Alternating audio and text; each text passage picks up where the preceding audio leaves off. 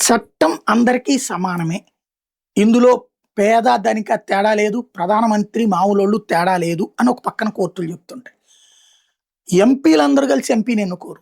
ఎమ్మెల్యేలందరూ కలిసి ఎమ్మెల్యేని ఎన్నుకోరు. ఎమ్మెల్సీలందరూ కలిసి ఎమ్మెల్సీని ఎన్నుకోరు. ఐఏఎస్‌లు మరొకళ్ళని ఐఏఎస్‌గా నియమించరు. ఐపీఎస్‌లు మరొకళ్ళని ఐపీఎస్‌గా నియమించరు. రాజ్యాంగం ఒప్పుకోదు.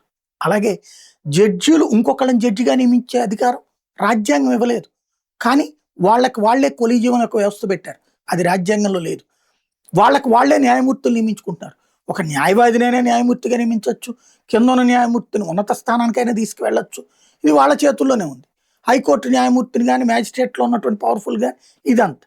కానీ వాళ్ళకి ఎలాంటి టెస్టు, వాళ్ళ క్వాలిఫికేషన్ ఏంటంటే అక్కడ కొలీజియంలో ఉన్న సభ్యులు సాటిస్ఫై అయితే చాలు. ఇది ఐఏఎస్‌ల విషయంలో ఓకేనా? ఐపీఎస్‌ల విషయంలో ఓకేనా? లేకపోతే ఎమ్మెల్యేలు, ఎంపీలు అట్లా చేస్తే ఓకేనా? అంటే లేదు, వాళ్ళెవ్వరు కూడా అంత హక్కు లేదు. వాళ్ళకి ఏ అధికారం లేదు.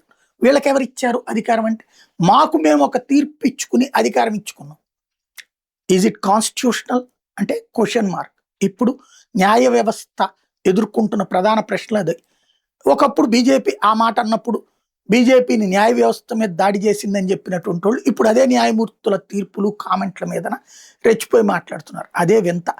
అది ఒకటి పక్కన పెడితే ఇప్పుడు ఢిల్లీ హైకోర్టు ఒక కీలక తీర్పు ఇచ్చింది. న్యాయమూర్తులు తమ తమ ఆస్తులని ప్రకటించాలి, అధికారికమైనటువంటి వెబ్సైట్లో ఉంచాలి. గతంలో సుప్రీంకోర్టు ధర్మాసనం తీర్పిచ్చింది. దాన్ని ఇన్కమ్ ట్యాక్స్ రిటర్న్స్ ఇవన్నిటి కూడా పెట్టాలి. వాటిని స్క్రూటినీ చెయ్యొద్దు అంటూ తీర్పిచ్చింది. అంటే తమకి తామే తమని ఎక్స్క్లూజివ్ పవర్స్ ఉన్నటువంటి వ్యక్తులుగా, ప్రధానమంత్రి కూడా తన ఇన్కమ్ ట్యాక్స్ సబ్మిట్ చేస్తాడు. హోం మంత్రి కూడా సబ్మిట్ చేస్తాడు. ఇన్కమ్ ట్యాక్స్కి సంబంధించిన హెడ్ అయినటువంటి ఆర్థిక మంత్రి కూడా తన ఇది సబ్మిట్ చేస్తుంది. మరి వీళ్ళ ప్రత్యేక అధికారం ఏంటి అంటే ఇలాంటివే రాబోయే రోజుల్లో చర్చకి తావిచ్చే అంశాలు.